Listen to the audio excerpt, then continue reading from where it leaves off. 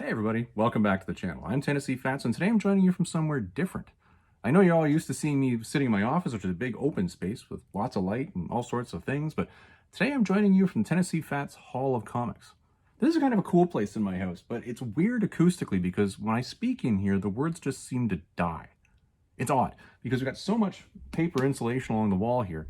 The words come out, they don't bounce off drywall the way you're used to. They come out and they just go, meh.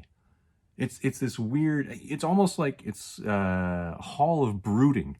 Hall of Brooding. There you go. That's a deep cut. Is that a Sim reference?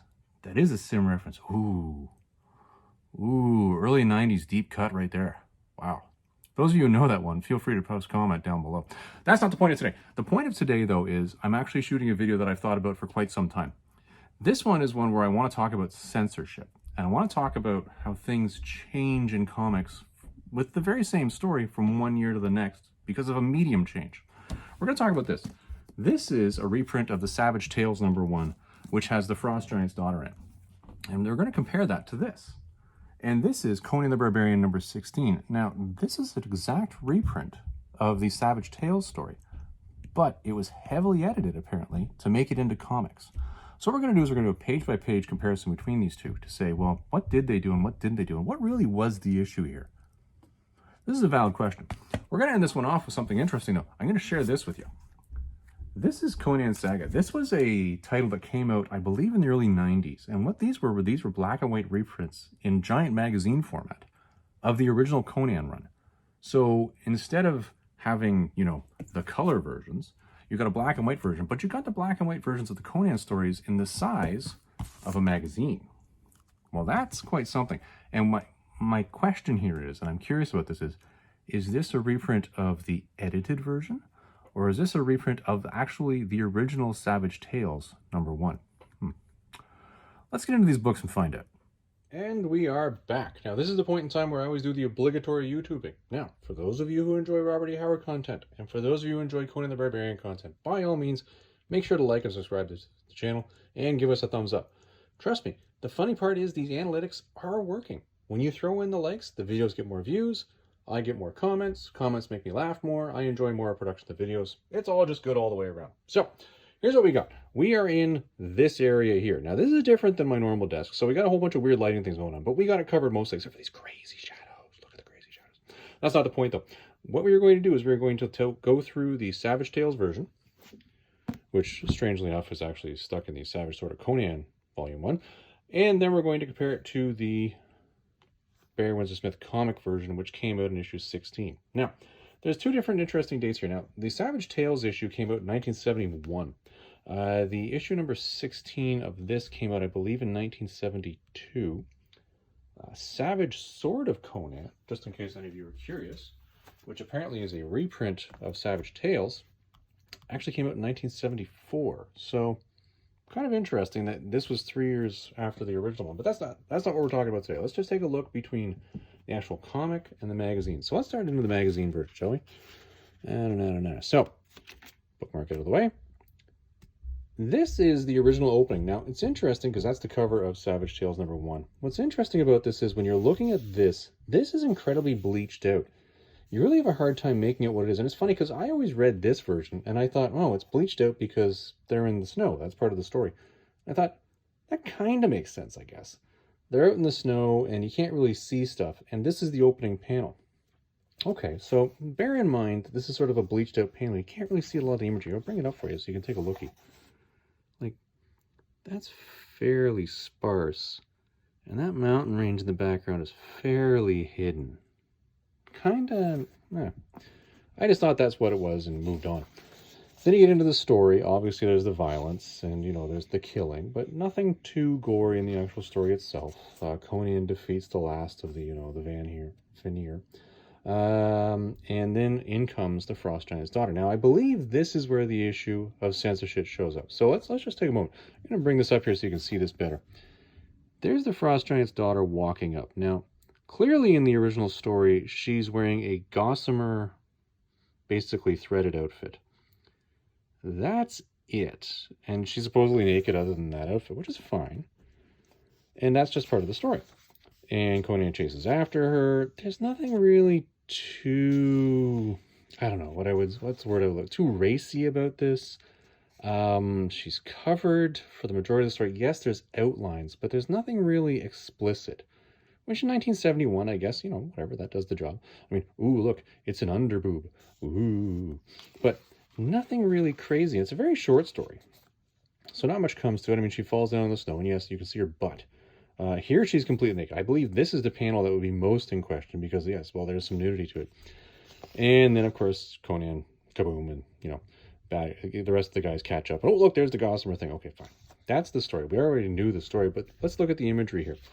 Really nothing too out there by today's standards. Perhaps for 1971, maybe it was out there by their standards. Could be, could be. Anyways, that, just bear in mind what we just saw there. Now we're going to go through the actual comic version, okay? Now the comic version, I'm going to warn you ahead of time. Comic version is in here. It's got glossy pages, so we're going to have some issues with the lighting above us, but we'll do our best to sort of flip around this thing here and bring it up so you can see it. Now, the one comment that I kept reading online was that the intro page had been redone. New intro. Well, this doesn't look like a new intro to me. Granted, it is much clearer. It has been colored. But I don't see anything in that would say new intro, okay? Hold on. That's that. Let's just take a moment here. And by the way, I didn't pay this for $25. But, like, let's take a look at these side by side here. As I said, I thought the one was an issue of it being bleached out for a blizzard, but maybe that was a printing issue. I don't think that's a new intro. I think that's actually the intro the way it's perhaps supposed to be. I don't know. Throw me a comment if you think I'm wrong, okay? That's that. All right, there's our intro, and that's what I think is different there. But then we get into the story. Now, bear in mind, this was going into comics. It had to conform to the Comics Code Authority. Nothing really too crazy here. It's the same thing. This, if you notice side by side, this is now in a Word box. It was not in the original. I've gone through this. I've looked at all of these panels. I've looked at all of these guys. I can't see any difference whatsoever between those. And then we get into, okay, well, this is probably where the censorship starts to kick in. Well, there's a Frost Giant Star. There's a Gossamer threaded thing. Okay, clearly is depicting and delivering the message to me that she's naked underneath this thing. All right, we're all getting that. There's nothing hidden in that message. All right. Again, she's in her Gossamer thing. Everything's fine. Same panels, but what I'm noticing, and I don't know if y'all are noticing it, but I'm going to point it out for you. There's some very creative coloring and filling in of that, let's call it Gossamer threaded thing she's wearing. And I'm going to put up the other panels here side by side in a second and show you, so you can see what I'm talking about. Not too much different here. The story's the same. Oh, remember I pointed out that underboob? Wait a minute. Is that the issue? Kind of strange. What are we looking at here? Oh, wait a minute. Wait. What am I looking at here? That's not a butt. And I don't believe that hair was there before. Nor was that thing. There's a lightning strike and some explosions and oh my goodness, this thing is in my hand. And this page I didn't see anything. But I think I should go back here and let's take a look at this. All right. I'm going to start over, let's start here, shall we? Now bear with the light over there while I bring over the other panel on the other page, okay? All right, opening panel. And I'm going to bring these up for you guys so you can see them. All right, up we come. Now look at the bottom panel. Okay, well, that bottom left looks the same. Center is definitely different. That outfit is definitely now stretched over and covering a lot more and filled in more. And up top, yeah, it's Gossamer threading is definitely filled in more, but there's nothing really here that I would say, geez, you know, that clearly needs to be edited. Okay, whoops, get back up there, Charlie Brown. Don't need you falling down. Charlie Brown, Charlie Brown, he's a clown. Okay, now over here, take a lookie. No, it's just filled in. I'm not really seeing anything that's saying to me, whoa. Now, center left panel. that clearly has some movement of that gossamer threaded thing. And I'm seeing that these distinct lines aren't there over here. Okay, all right, I'm seeing it. I'm seeing more of what you're going for here. So is the issue just that? I don't know. Top, first one in from the right. Yeah, that gossamer thing's covering more. Top left, though, it was already there. I don't see anything else in here that's really jumping out. The violence of the attack wasn't edited. I don't see anything changing here. Nope. Nope. Nothing much there. Alright, well, let's head over to the other side. What do we got over here? Ah, yeah, there's the side-by-side. Now that is clearly noticeable. That is clearly an issue. Whoa, we got to cover that up. So, we're not to the point where we're saying, no, we're wearing clothes underneath this thing. That's not what we've edited in here. We're still doing the, no, we're still completely naked. But we are definitely covering up some boobage there. And as I said down here, this is materially different. That's materially different. And I think the last big difference we're probably going to see right over there, fully clothed versus getting hit by lightning completely naked. So clearly what it's saying to me is this isn't a violence issue. This is definitely some sort of a nudity issue. And it's funny because, as I say, we made a big point of covering up, oh no, we can't have a butt. The butt's got to be covered.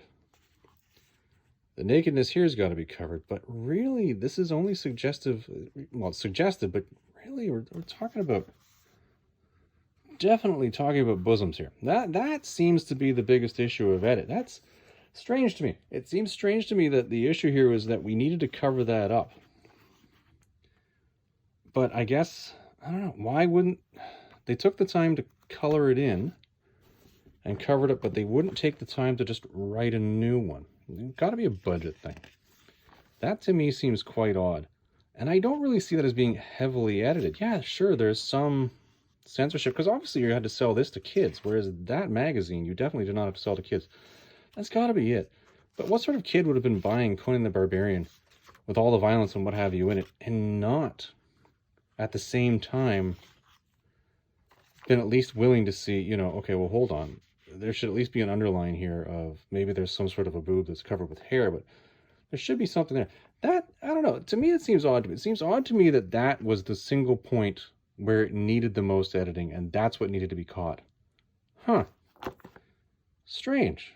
Really strange. Now, speaking of my other question then, what was the version that was printed in